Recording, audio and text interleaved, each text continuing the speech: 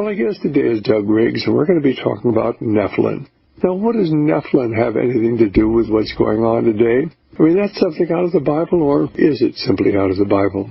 Is there a correlation between what we read in the Bible and certainly, what's going on today from a geopolitical point of view? Well, we don't see any 12 or 14 feet people today, but apparently I know Lynn Marzulli has actually found certainly evidence that there have been certainly skeletons of men 12, 14 feet high. And we're talking about within the last couple of hundred years. But let's go ahead and get Doug's view. Is there really a problem? Is there really a supernatural element to all of the things that are going on today? Doug, you pick up the story. Well, thank you, Dr. Stan. It's good to be with you again. You use the term Nephilim. A lot of your listeners may not really connect with the terminology, but that is actually taken from the Hebrew in Genesis 6, verse 4, where it's usually translated as giants in some of your translations. It's also found in Numbers 13, verse 33, where again it's translated giants. But in the context of the Bible, we see that in the Genesis 6 account, that the only way we can understand what was taking place in Genesis 6 is go back to Genesis 3:15 and see in the proto-evangel there the proclamation or the declaration by God that there would be a continual war between the seed of the woman, Christ, who would be born from the woman, Christ himself, and the seed of the serpent, which will ultimately culminate in Antichrist. And so throughout biblical history, we see a war between two seeds. Genesis 6 is the first eruption of the B'nai Elohim, sons of God, and some of the Septuagint renditions have the translation there, the sons of God as angels.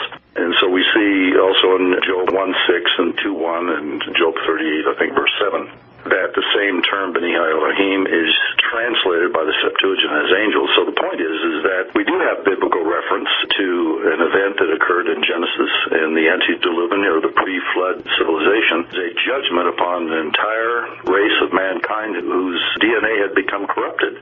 And God, of course, removed all but Noah plus 7. We have references like in Matthew 24 when Jesus says, as it was in the days of Noah, so it will be at the return of the Son of Man. People were marrying and giving in marriage, etc. Well, who are the they there in Matthew 24? I think it's verse 8. But if you go back to Genesis 6:2, we see that they are the sons of God who were taking to themselves the daughters of Adam. And we are living in that generation that Jesus spoke about. I've been working with survivors for 28 years and in touch with people all over the world, other counselors, who report what is called the alien abduction phenomenon. And this has nothing to do with alien abduction. This is just a repeat of what happened in Genesis. And women have been reporting for decades, Dr. Stan, that they were abducted as little children and dedicated to what they call the projects. And it's an extension of the Nazi eugenics program to bring in Ubermensch, or an upgrade of our humanity, and to produce a better species of humanity than the one we now are living in our corruptible bodies and subject to disease and all kinds of problems. Have any of these people that you've actually talked to claim that they've ever seen a giant? No, in fact, the only one that I know of is a report of this, I think it's Steve Quayle. Most of them are talking about a species that is being integrated into society. Dr. David Jacob, Templeton University, has written a book, I think The Threat, and he's had other reports on this, is that the agenda is to create a species that can infiltrate society undetectable. And of course the thing is, if you had somebody running around here who was 12 or 16 feet tall, why, they'd get a lot of attention. People then might begin saying, well, maybe there really is something to this story. What do you think? Well, the evidence is very clear. L.A. Marzulli's most recent book on Trail of the Nephilim, he's done a lot of research, and I've been in touch with him through the years. And part of that research is that North America has, of course, evidence of giants that have been populated prior to the Indians coming over from the land bridge from Mongolia. There was a civilization of giants here in America. We have evidence, many postings, newspaper articles in the 19th century and early 20th century.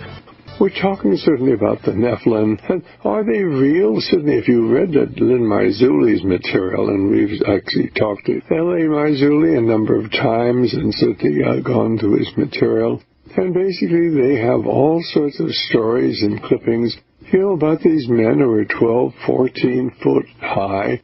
And certainly the skeletons, certainly that they found, and certainly here in North America, things you never hear about, and because these things are carefully covered up today, because the last thing they want the American people to understand is that the Bible is accurate, And there really have been these things. These are not, 50 million years old.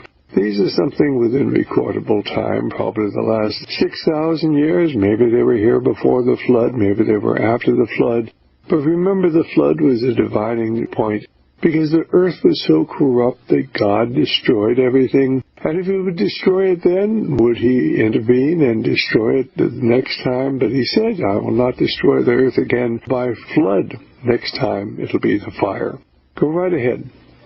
Yes, it is quite an amazing story when we look at the battle between the two seeds in Genesis 3:15 and follow that all the way through and connect the dots to the days of Noah leading up to the second coming of Christ. It was actually George Hopkins Pember who released his book in 1876 called Earth's Earliest Ages. He documents what he wrote about was that Genesis 6 was really the mingling of fallen angels with the daughters of Adam producing the offspring, the hybrid offspring called Nephilim. And then there was a more restricted and confined eruption, producing another group of hybrids and occupying the land of Canaan in advance of the children of Israel occupying the Promised Land. And then he made this comment. He said, there will be a third and final eruption just prior to the return of the Son of Man when the Nephilim will return to the earth. And that's quite astonishing, Dr. Stan, when you consider that this man, I believe he was an Oxford scholar, he knew the original languages, and he released this book in 1876.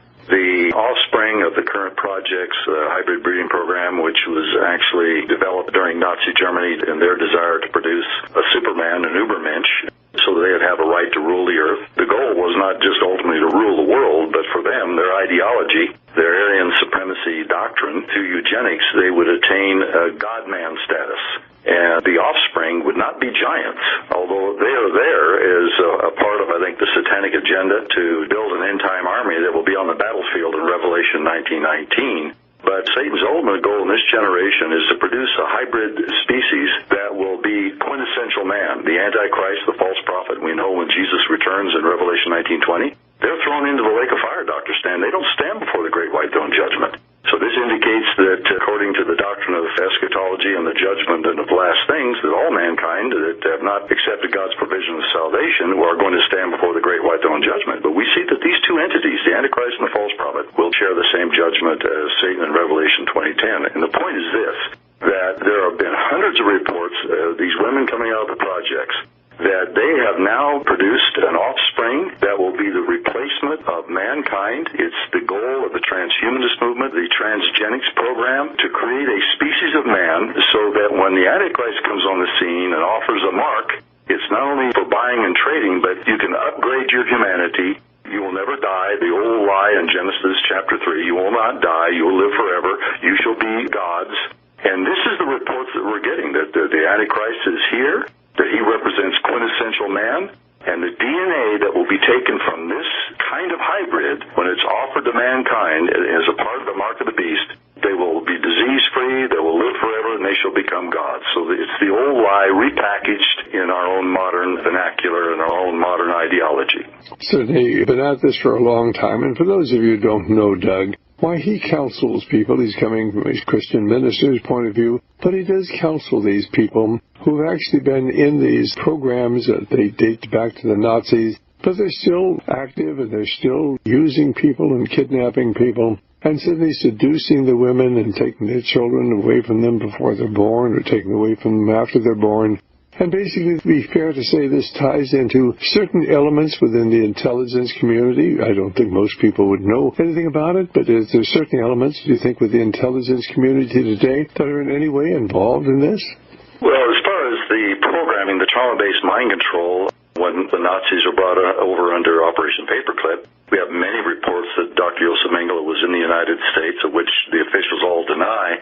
But they were using that technology of mind control to create Manchurian candidates, to create a totally undetectable mind-controlled secret service individual who could be fully programmed without even knowing that they were programmed because they're dissociated. And so they were utilizing this technology under the MKUltra CIA. But what I'm talking about goes much deeper than that. It goes back to the old Babylonian religion that is now exemplified and represented in the Druidic religion, where there are very powerful forces at work in the European families, the royal bloodlines. That's who I've been working with. And Dr. Stan, I came back from a 3-week tour with 4 of our survivors here in South Africa.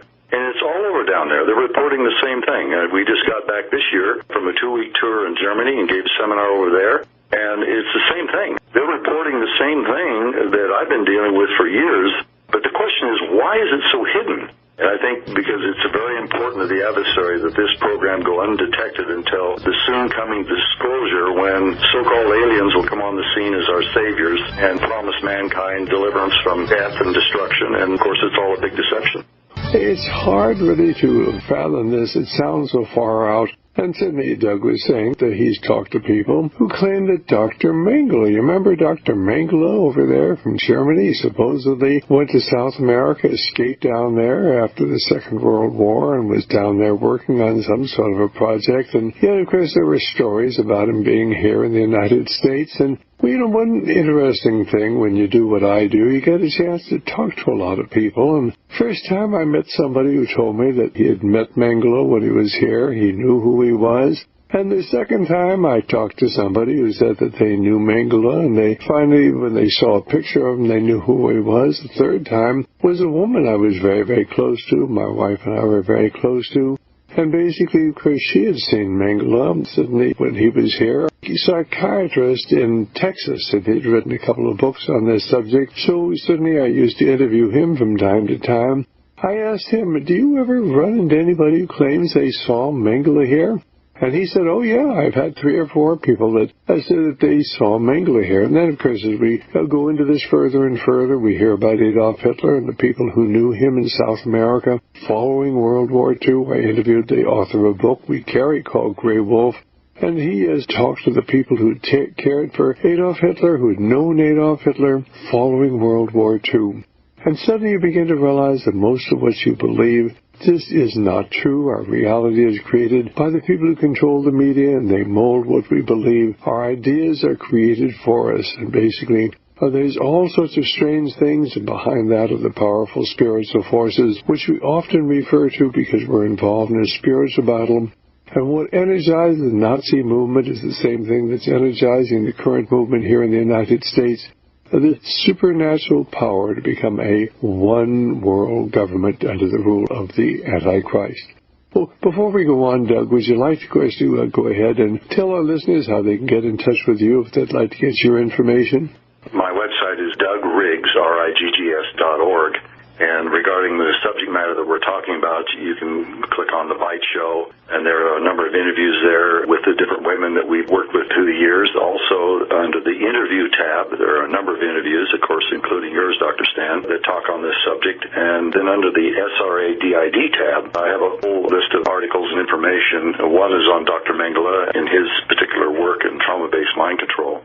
So that will help people get oriented to some of the background that you're referring to, because Mengele was really the bridge. He became the person that was the head of the eugenics program, and he wanted to pride himself of being the person that would create a transition species from Homo sapien to Homo universalis, Homo noeticus, or the new man. And I think it's so difficult for people to understand that most of what we think about the Second World War really wasn't true. An awful lot of these psychiatrists over in Germany who've been working on these mind control programs were brought over here under Operation Paperclip. These were criminals. They should have been tried and executed. They weren't. In fact, most of the Nazis were helped escape to South America in something called the Rat Line, and they came to America under Operation Paperclip. Fortunately, we do have the Internet, so you can check all these things out. And certainly, I'm sure you'll find lots of people who have references to Dr. Mengele, having seen him here in the United States, working under the auspices of our own intelligence services, and of course, certainly supervising these programs here in the United States.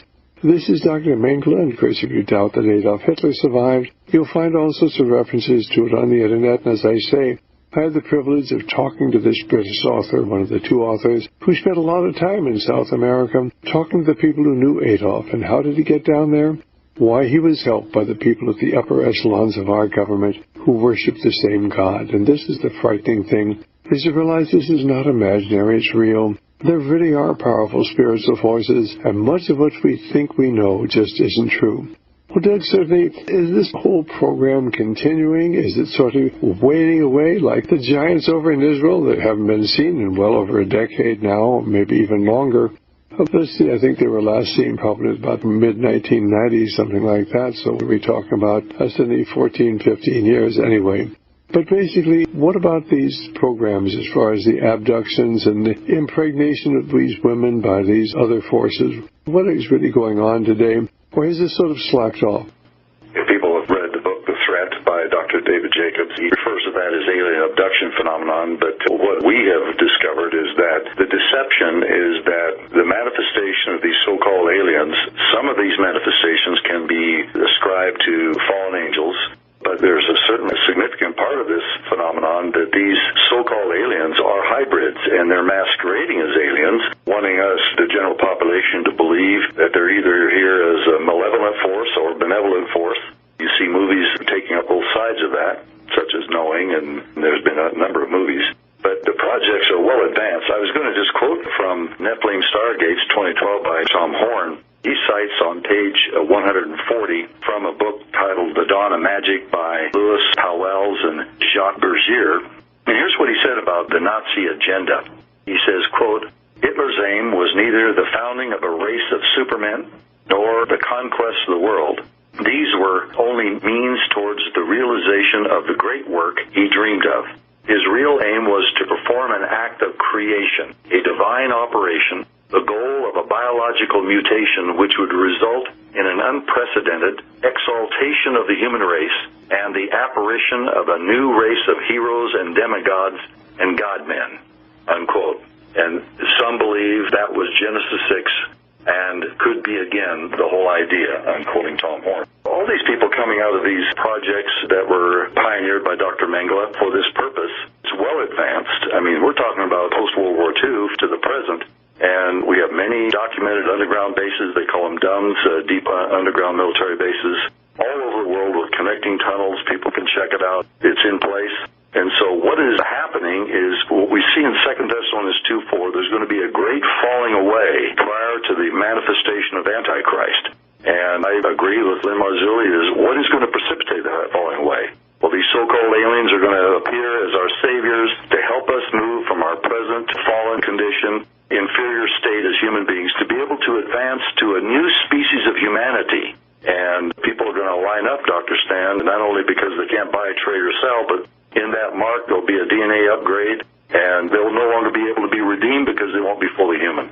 My guest is Doug Riggs, and he's on the front line because he is a minister. He's taking care of many of these women who are actively still being recruited and certainly are being abused and are being utilized. And this whole supernatural program is not imaginary. It's really very, very real. And yet the average individual isn't going to hear about it because of the degree of control that exists today over what the American people think. So what are your thoughts about this coming months and years, Doug? Where do you think we are in this whole unfolding scenario as we're seeing it take place today, which I believe one day is going to bring God's judgment on America? And I tremble for my country when I reflect that God is just, and He is going to bring judgment on America. I'm convinced. This is certainly a time for believers to not be in the category that Jesus addresses in Revelation chapter 3, Laodicea, I'm rich and I have need of nothing. And he says, you do not know. You're poor, miserable, blind, wretched, and naked. And he's talking to Christians there. It's very clear from Greek of that passage. As believers, we need to be right with God. We need to be walking close with Him. We need to be able to hear Him clearly through His Word, and to be the kind of people that the Old Testament would refer to as a remnant. If you look at Isaiah chapter 10, verses 20 through 23, we see that a remnant survives a coming judgment. It's true that America is under judgment, and rightfully so. But God preserves a remnant, and as we approach the coming of the Lord, we need to be in that character that is defined by the Old Testament as remnant characteristics, or as we see in Revelation 2 and 3, those that are the overcomers. Well, overcomers, what are they overcoming? Well, you look at all the conditions, the sinful conditions, the lukewarmness, the spiritual blindness. These have to be overcome in our lives. And so as we approach more perilous times, those that are walking with God, it'll be the brightest time, because God has made provision in these last days for a godly remnant to represent Him on this earth and to bear testimony to Jesus Christ. And I would say a closing testimony prior to His deliverance of His people out of this evil age. Well, I think we're going to be moving into a very, very exciting time, dangerous time, frightening time. But of course, we're going to have to put our faith in the Lord, because there's nothing we're going to be able to do that's going to change it. Everything seems to be on track for the other side, and they know exactly where they're going. And they're just not telling us, but we can tell certainly that big things are coming. But you have a parting thought before we let you go. What's the message you'd like to leave with our listeners out all across America, indeed all across the world? This is the time that Jesus prophesied in Matthew 24 and Luke 17, that just as it was in the days of Noah, so it shall be at the return of the Son of Man. They were marrying, giving in marriage, eating and drinking, etc. Again, when you go back to Genesis 6:2, the they refer to B'nai Elohim. These are the fallen angels that were interbreeding. So that particular and specific reference should be heeded, and we need to be awakened to the fact that in the Word of God, there's 2 Peter chapter 2:4 and Jude 6 and 7 that is a commentary on this, that as Christians we've been dumbed down. For whatever reason, this has been obfuscated and hidden, but there have been more and more people lecturing and teaching and writing books on this particular subject in the last 20 years, Dr. Stan, than all the previous decades and generations since the beginning of the church age.